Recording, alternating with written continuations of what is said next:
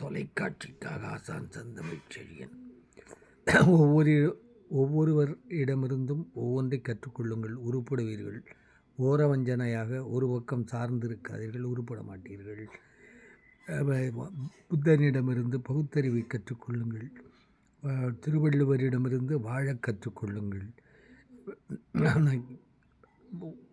வள்ளலாரிடமிருந்து இரக்க குணத்தை, ஈகை குணத்தை கற்றுக்கொள்ளுங்கள். பெரியாரிடமிருந்து ஒரு ஜாதிய ஒழிப்பை கற்றுக்கொள்ளுங்கள்.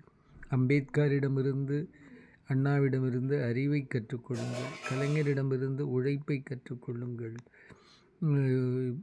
இப்படி ஒவ்வொருவராக நாம் கற்றுக்கொண்டே போனால் வாழ்க்கையில் வெற்றி நிச்சயம். ஒரு பக்கம் சாய்ந்து இருந்தால் அமைதியையும் இழந்து, வாழ்வையும் இழந்து, ஒரு வரட்டுத்தனமான குருட்டுத்தனமான நம்பிக்கையிலே இருந்து அழிந்து போவீர்கள். இன்னும் நிறைய சொல்லுவதில் பெரியோர்கள் இருக்கிறார்கள். சமயத்தில் கூட நல்லவைகள் இருக்கின்றன. சமய சார்பில்லாமலும் நல்லவைகளை செய்யலாம்.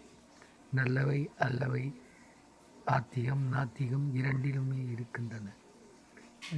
நல்லவற்றை மட்டும் எடுத்துக்கொள்ளுகின்றவர்களாக இருங்கள். நல்லவற்றை விட்டுவிடுங்கள். அல்லல் படுவீர்கள்.